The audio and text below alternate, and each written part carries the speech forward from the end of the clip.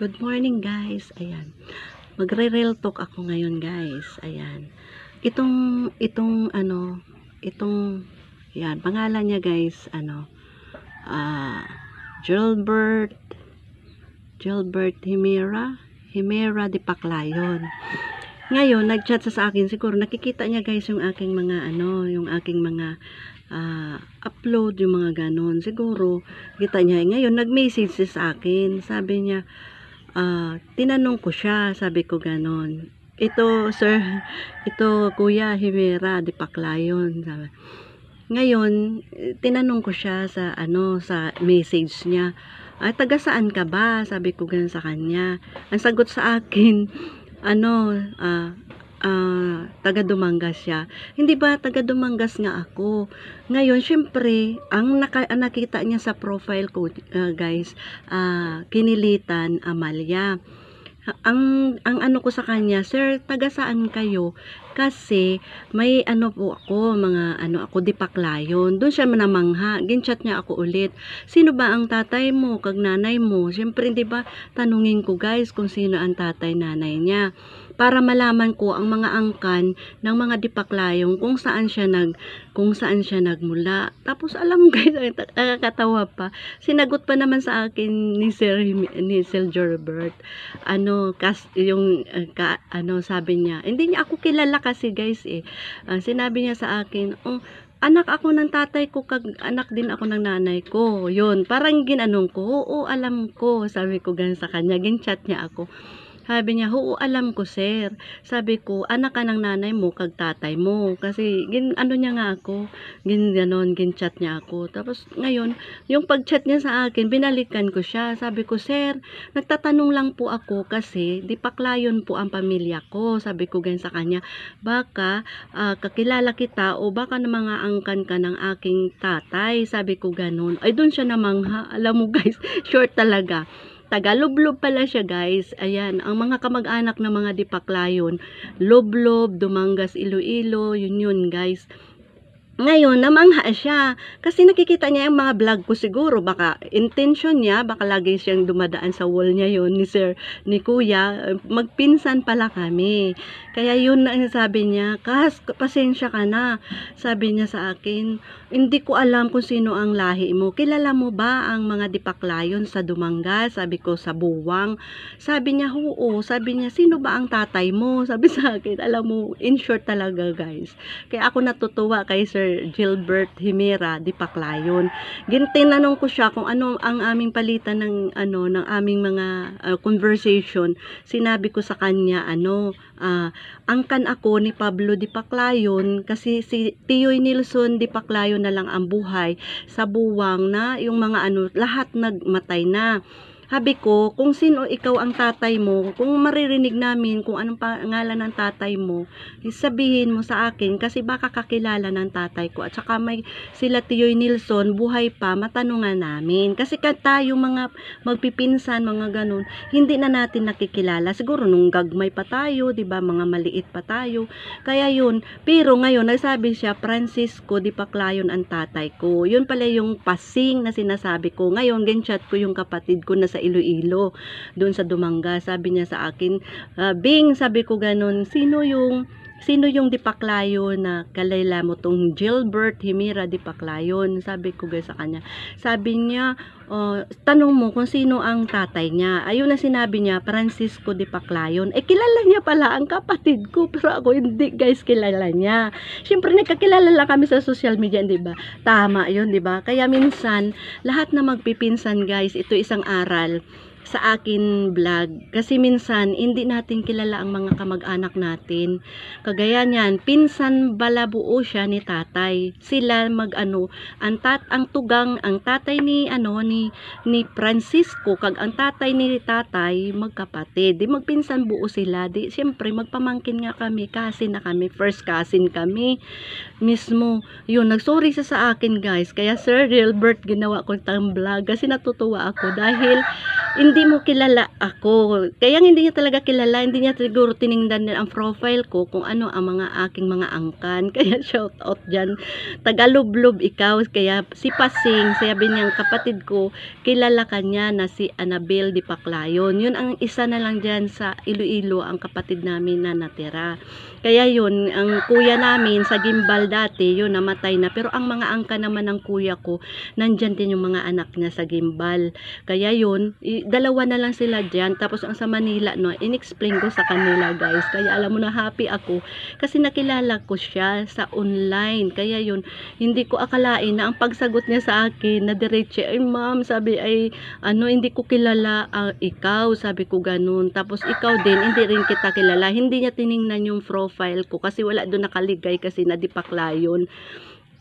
Kaya yun, hindi ko rin siya masisisi na ginanon niya ako na gano'n niya. Oo, alam ko tatay, tatay ako anak ako ng tatay ko at nanay ko. Parang gano'n ang chat niya sa akin. Eh, para bang na ako na, sino ba ini? Pero tingnan ko nga kung anong pangalan niya talaga. Itanong ko. Ayun, tinanong ko nga kung sa kapatid ko kung sino si Gilbert, kung kilala niya. Lahat ng mga taga-pinsa namin sa side ni tatay, kilala niya. Pero kami na mga Di Paclayon na mga syempre, 'di ba nag-asawa ka na, hindi na profile mo ang dala. Kaya yun, natutuwa ako sa kanya, Sir Gilbert. Ayan, kung ang cousin din tayo, mga taga-Lublob, lagi ako diyan, lagi ako kay dati, hindi nyo lang ako nakilala na subong kasi syempre mga matatanda na tayo. Kaya yun, binigyan ko ng vlog ngayon kasi na-happy ako na natuwa kita. Kaya yun, kaya isang aral din yun sa social media guys, na makikilala mo ang bawat isa na kamag-anak pala namin ng side ni tatay. Kaya ngayon natutuwa ako. Kaya mga shoutout din sa mga Di Paclayon, basira ang mga angka namin sa Dumangas, Iloilo. Kaya yun, syempre ang aking dala Manila kasi guys, kaya hindi nila alam yung ang katauhan ko kung saan ako nagmula. Kaya magre-real talk ako. Kasi ang aking profile Di Paclayon dati, pero hindi ko nga kasi sa Kinilitan ako kilala. Pero may page din ako. Kaya yun, nagsuri siya, grabe ang suri niya sa akin. Sabi niya, Kas, pasensya ka na talaga. Ayun. Kaya yun, i-share ko lang yung ating pagtagpo sa sa social media, 'di ba? Sir Gilbert. Ayan, siguro mas matanda siya sa akin kunti. Kasi hindi ko makita ang kanyang profile, pero nandito lang siya sa pinakita ko sa inyo na Gilbert Himera Di Paclayon. Yun, nakita ko na siya kung ano siyang angkan. Pero dati siguro, na-meet niya na ako nung maliliit pa kami. Kasi, siyempre lagi ako naglilibod sa Lublob, libod ng Surasura, ayan. Kaya, yun. Kaya siguro, hindi niya na nakilala. Pero, siyempre, nagkalamatay na yung mga angkan-angkan ng lahi ng mga Di Paclayon. Pero, mga pinsan ko, mga Di Paclayon na close namin, siyempre, kilala namin. Kaya, yun, shout out, Sir, Giselle Gilbert, ayan. Kaya, yun, natutuwa ako. Kaya, binigyan ko ikaw ng vlog. Parang, inspirational na sa social media pa tayo magkakakilala kasi syempre siguro ang vlog ko laging mo nakikita, 'di ba? Kaya yun, kaya happy ako kasi na-meet kita na isang cousin kita. Ibig sabihin sa daming search mo na-search mo ang aking pangalan sa ganun, tapos ginanon mo pa ako, 'di ba? Kaya parang ako namangha ako na bakit ito isasagot niya sa akin guys na oo, alam ko anak ako na nanay ko tatay ko, sino ka ba? 'Di ba? Siyempre, parang ginanong ko siya, sino ba ang lahi mo? Sabi niya sa akin, sorry kasi hindi ko naman alam pala na Di Paclayon ang ikaw. O 'di ba? Kaya sa social media talaga minsan nagkakakilala ang mga kamag-anak, ganun. Kaya ako nagawa ngayon ng vlog para malaman ninyo guys na kung saan ang mga lahi ko. Tapos yun, kaya na-happy ako kasi kay Sir Gilbert, sabi ko, Sir Gilbert, pasensya ka rin kasi parang namangha lang ako sa sagot mo kasi Di Paclayon nga ako. Siyempre, itatayo ko rin bandera ng mga Di Paclayon. kaya yun, siyempre, ay pang niya sa akin, akala niya, inosente na. Siyempre, inosente din siya sa aking buhay. Ganun din ako, kaya pala magpinsan buo ang tatay niya, ang tatay ko. Kaya yun, kaya Sir Gilbert, ginawan kita ng vlog kasi para i-share mo rin yung aking aking vlog na buong pamilya diyan ng mga Dipaklayon para kung gusto mo mag-vlog tutulungan kita. Diyan, yung kasi baka diyan tayo magkakakilala mga Dipaklayong angkan. I-chat mo lang ako. Ayan, sa lahat mga Dipaklayon angkan kung sino man ang magpapatulong. Ayan, guys, at saka mga basira. Tutulungan ko kayo sa open kasi nauna ako sa social media. Pero mas marami pa mga basira na mga magaganda din ang kanilang channel. Kaya yun, makita nyo yun sa search. Siyempre, di ba, mga magpipinsan, nag-united, ganun. Kaya yun, guys. Kaya yun, real talk ko talaga, guys. Kaya natutuwa ako kay Sel Gerbert talaga. Na kahapon ko lang yun siya na chat talaga, guys. Yan, tinutukan niya ako. Tinawagan ko siya sana, kaso lang mahina ang net nila din. Kasi malayo nga din sila siguro sa wifi. Yun, sabi ko, kaya nga, gusto ko sana magpatulong na ganito, ganyan. Yun, usapan na namin ganyan. Sabi ko, sige, kung in case na ang maitutulong din, kasi hindi ko alam ang buhay nila doon sa Lublob. Siyempre, ang sinabi ko sa kanya, Manila ang ating mga angkan, mga kapatid ko, nasa Manila lahat. Kaya, hindi mo rin sila kilala. Kaya yun, si Abing lang talaga ang kilala niya, guys, yung bunso naming babae. Hindi niya pa nakikilala ang mga kapatid ko na lahi ng mga lalaki. Hindi ba kasi Dipaklayon ang sa side ng lalaki, di ba? Siyempre kami nag-asawa na, kaya yun hindi na niya kilala. Kaya yun, sabi ko, imit ko ikaw lahat sa mga pinsan din ng mga tatay ko. Kasi hindi mo rin sila kilala. Kasi ilan sila magkapatid, guys, ng tatay ko. Siyempre, ng iba nagkalamatan na ang mga magulang nila, di ba? Kaya hindi. Pero kung naka-update sa aming mga Dipaklayon, kilala kami. Kaya yun. Kaya natutuwa ako, Sel Gerbert, sa'yo, Himera. Ayan. Shout out dyan. Sa Tagalublob, dyan.